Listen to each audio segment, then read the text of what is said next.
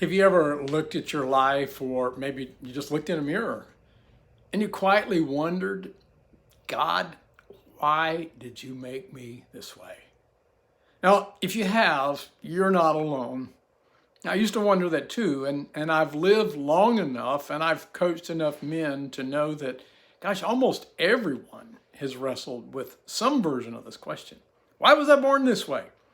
In the next few minutes, I want to show you the most common responses that people give to that question, but I'm also going to show you why these common responses, they will keep you stuck. Then I'm going to show you the one response that actually delivers hope and freedom. Now, I struggled with this question for years, and there was one thing that I hated about myself more than anything. I hated that I wasn't smarter. As a child, I constantly compared myself to my older brother. I thought, why couldn't I have been born like Marcus? Comparing became a pattern. I just carried it into adulthood. What I'm about to share with you is the truth that finally set me free. Now, by the end of this talk, you'll better understand what keeps us trapped, feeling flawed, and how God invites you to step into his freedom. What keeps us stuck?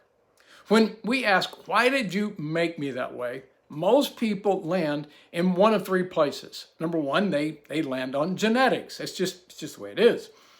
Smart people or smart parents have smart kids. Athletic parents have athletic kids. It's just genetics.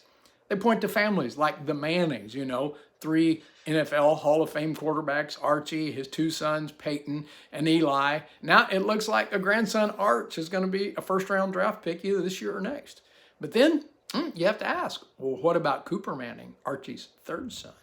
He was a gifted athlete also. Had a full scholarship to Ole Miss till spinal stenosis ended his career. Some people just conclude, genetics, again, it misfired though. Nature just made a mistake, just random. For most people, it's just genetics. Some take it farther. Some would say, number two, it's just sin in general. The scripture does make room for this. It tells us we live in a fractured world. Romans 8:20 said, against his will, all creation was subject to God's curse. It's because of sin. It's because of the fall. Nothing is as God originally intended it. Brokenness exists physically, emotionally, neurologically. Things just happen. Many people stop here and say, this is just the result of a fallen world. Now, others would push it farther. They blame it on sin, yes, but specific sin. Now, among Christians, I think this is the most common response, often quietly. Who sinned? That's what we want to know, isn't it? What did I do to deserve this? Was it something I did as a teenager? Was it something I did when I was in college? You know what you did. This was the thinking in Jesus' day too, by the way. John chapter 9, the disciples asked Jesus about a man who was born blind. They just wanted to know, was it because of his own sins or was it his parents' sins? The assumption was clear. It's got to be punishment.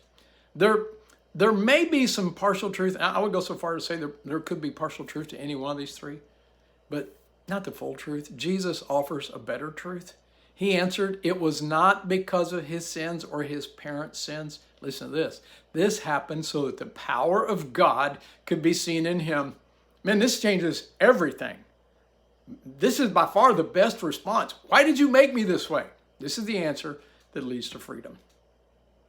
Stop blaming on genetics, sin, even specific sin, and start trusting that God allowed it and will use it for his purposes.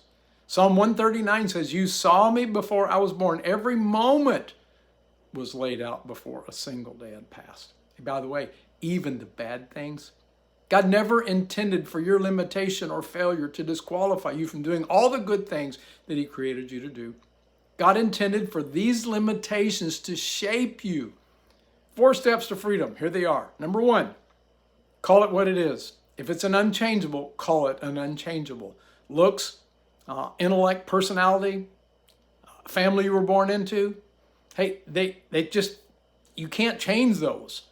Sure, things can be changed. Change those things. But if it's an unchangeable, truly an unchangeable, accept it for what it is. Until you accept it, you will spend your life trying to fix what God intends to use. Admit it truly cannot be changed and accept it. It's part of how God made you. He forms you uniquely to be you. 2, Separate your weakness from your identity. You have a weakness. You are not a weakness. Now, here are some healthy responses that I would suggest. Yeah, I'm blind. So what? It doesn't define me. Yes, I'm autistic. So what? It doesn't define me. Yes, I was abused, but that doesn't define me. God uses weaknesses to shape us for his purposes. 3, stop comparing. Start trusting God with it.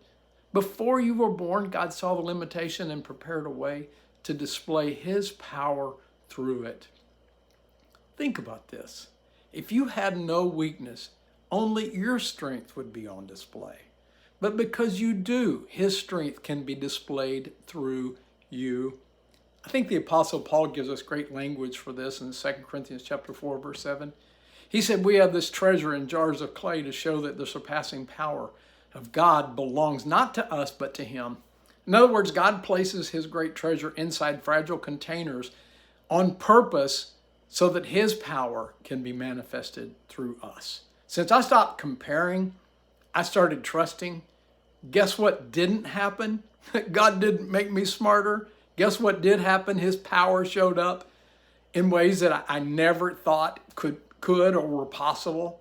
Since I won this battle, I wrote the book Shameless. I actually wrote a book, Shameless, The Life You Were Born to Love. I founded the nonprofit ministry, Craig Walker Coaching. I created the course, Truly a Masterpiece, that is setting men free. I launched a podcast by the same name, launched an online group for men, the Masterpiece Brotherhood. And gosh, God is just waiting for you to take the next step. Number 4, just start walking in his power. Stop letting this limitation limit you.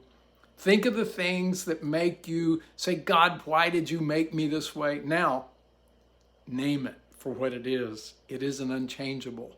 2, refuse to let it define you.